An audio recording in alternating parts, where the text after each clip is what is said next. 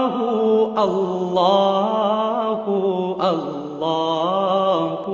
اللہ اللہ اللہ اللہ اللہ اللہ۔ حکیم الامہ مولانا اشرف علی تھانوی رحمہ اللہ تعالیٰ نے بہشتی زیور میں لکھا ہے، عورتوں کو نصیحت کی ہے کہ میاں صاحب کو جب غصہ آئے اور وہ اول پھول بک رہے ہوں، تھوڑی دیر کے لیے برداشت کر لو، جب اس کا غصہ ٹھنڈا ہوگا اس کو خود بخود ندامت ہوگی۔ آج کل یہ چیزیں اسکولوں میں بھی نہیں بتائی جاتی، یونیورسٹیوں میں بھی نہیں بتائی جاتی، یہ تو مذہب نے بتائی ہے نا یہ چیزیں، بزرگ لوگ کہہ کر گئے ہیں تو کوئی تو وجہ ہوگی۔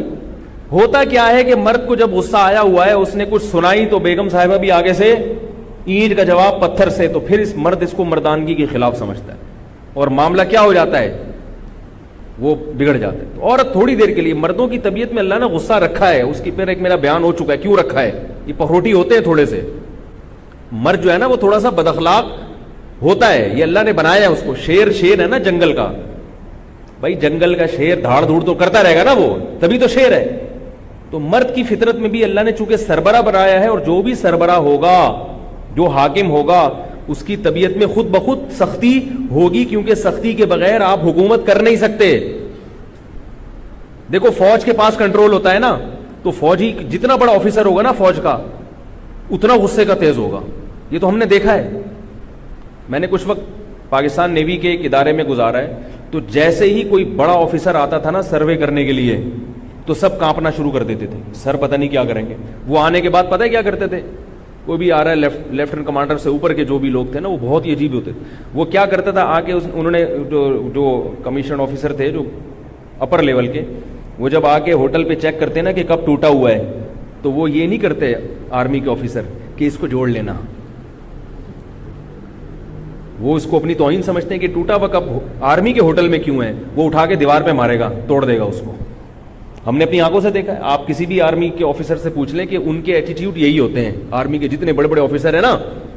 اور یہ آرمی انگریزوں نے اس کو وہ بنایا ہے، بڑے سوچ، اصل میں تو برطانیہ کی آرمی تھی نا، تو انگریز ہے بڑا ہوشیار، اس نے برطانیہ میں جب آرمی بنائی تو اس نے یہ اصول اور ضابطے بنائے کہ جتنا بڑا آفیسر ہوگا وہ اتنا ہی پخروٹی ہوگا، کیونکہ جتنا غصے کا تیز ہوگا، ماتحت پہ کنٹرول اتنا ہی اس کا زیادہ ہوگا، لوگ ڈریں گے، کیونکہ جنگ میں روب کی ضرورت ہے۔ ورنہ اب کیا ہے کہ جیسے ہی کوئی بڑا آفیسر سروے کے لیے آئے گا، سارے ہوٹل والے کانپنا شروع، یار یہ ٹوٹے ووٹے کب چھپا دو، نئے نئے کب خرید کے نا اچھا اس کو، کیونکہ روب ہے تو کام ہو رہا ہے نا، جنگ میں یہ روب کام آتا ہے۔ اب جنگ میں اگر آرمی کا آفیسر فوجی سے کہے یار تم فائر کرو، وہ کہہ رہا ہے ابھی میں ادھر کھجا رہا ہوں، میں ادھر چائے تو پینا تھا یار، کہہ رہا تھا میں تیرے کو کہہ رہا ہوں بھائی تو فائر کر، سر کیا فائر لگا کے رکھیے، کر لیں گے نا یار، ایسے چلے گا حساب، اتنی دیر میں وہاں سے بم آ جائے گا۔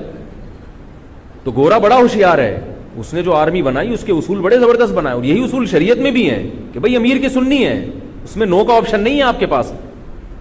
تو ٹھیک ہے گھر میدان جنگ نہیں ہوتا، لیکن میدان جنگ بھی بن جاتا ہے وہ۔ تو اس لیے اللہ نے مرد کو چونکہ گھر کا سربراہ بنایا ہے تو اس کی فطرت میں غصہ ڈال دیا ہے، تھوڑا سا بد اخلاق بنا دیا اس کو، تھوڑا سا اڑی اڑی کرے گا، وہ کرنی نہیں چاہیے، نبی صلی اللہ علیہ وسلم کی سیرت اختیار کرنی چاہیے۔ لیکن میں خواتین کو یہ بات سمجھا رہا ہوں کہ یہ میاؤں کی جو تھوڑی بہت بد اخلاقی ہوتی ہے نا، اس کو اس کی فطرت کا حصہ سمجھو، فطرت کا حصہ سمجھو۔ بھائی اللہ نے اس کو شیر بنایا ہے تو کبھی نہ کبھی شیر کی طرح یہ گرجے گا، تو آپ کی ذمہ داری ہے اپنا گھر بسانے کے لیے اور شوہر کے احسانات کو سامنے رکھ کر کے، اس کے احسانات بہت زیادہ ہیں، کتنے زیادہ احسانات ہیں، وہ تو شمار نہیں کر سکتی عورت ان احسانات کو۔ تو ان احسانات کی روشنی میں مجھے چاہیے کہ میں تھوڑی دیر کیا کر جاؤں، چپ کر جاؤں۔ ایک مشہور واقعہ ہے نا، ایک عورت گئی ایک روحانی علاج والے کے پاس، وہ واقعی اچھے آدمی تھے جو کہ ہوتے نہیں ہیں عام طور پہ، تو وہ ٹرک سے علاج کرتے تھے لوگوں کا۔ تو وہ خاتون گئی، کہنے لگی کہ میرے گھر میں ہر وقت جہنم بنا ہوا ہے، لڑائی جھگڑے، کسی نے بندش کر دی ہے، کسی نے کچھ کر دیا ہے۔ اصل میں اپنی زبانوں پہ کنٹرول نہیں ہوتا، جب لڑائیاں ہوتی ہیں تو پھر کیا کہتی ہیں، پڑوسن نے کر دی، جٹھانی نے کر دی، فلانی نے کر دی، یہ ہوتا ہے۔ تو وہ گئی جا کے کہنے لگی کہ میرے گھر میں نا میرے میاں سے لڑائیاں بہت ہوتی ہیں۔ اس نے کہا ٹھیک ہے ایک تعویذ دیتا ہوں، جب بھی آپ کے شوہر کو غصہ ہے لڑنا شروع کریں، یہ تعویذ منہ میں رکھ کے اس کو دانتوں کے درمیان میں دبا دیں, ایسے زور سے دبا دیں تعویذ, اور آدھے گھنٹے تک دبائے رکھیں, دیکھو کیسا اثر ہو. بھائی وہ ایسا ہی ہوا, جب شوہر کو غصہ ہے اس نے اول فل بکنا شروع کی, اور بکتے بھی عجیب عجیب ہیں بھائی. وہ کیا کیا بکتے ہیں ابھی چھوڑو, کیونکہ بعض اب ہمیں بھی بکنا پڑ جاتا ہے. تو اب وہ خاتون نے کیا کیا, وہ تعویذ اپنے دانتوں کے بیچ میں دبا لی. وہ بیچاری سمجھ رہی ہے کہ تعویذ کا اثر ہو رہا ہے, ظاہر ہے اتنی دیر کیا رہنا پڑا اس کو خاموش. تھوڑی دیر میں مرد نے جب اپنی بڑاس نکالی تو تھوڑی دیر میں اس کو غصہ آتا ہے, یار وہ زیادہ ہی ہو گئی, ٹھیک ہے نا, اور کتنی اچھی ہے کہ آگے سے بول نہیں رہی. تو پھر آدمی کی فطرت ہے, عورت اگر تھوڑا برداشت کر لے تو وہ باہر جا کے گٹکا کھانے کے لیے نکل جاتا ہے کہ یار تھوڑا فریش ہو کے آتا ہوں, غصے میں لڑائی نہ ہو جائے.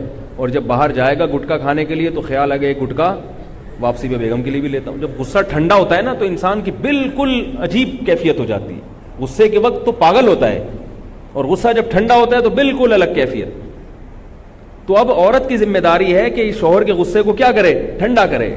غصہ ٹھنڈا ہو گیا پھر یہ خود اس کو ندامت ہوگی, تو جائے گا اپنے لیے بھی گٹکا لے کر آئے گا اور آپ کے لیے بھی گٹکا لے کر آئے گا.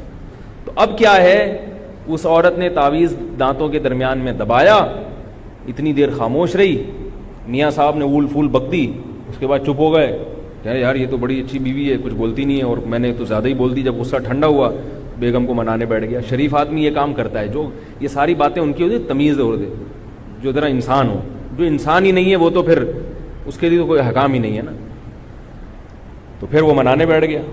تو بیگم نے کہا یار تعویذ بڑا خاندانی دیا ہے اس نے, تعویذ بڑا خاندانی دیا ہے.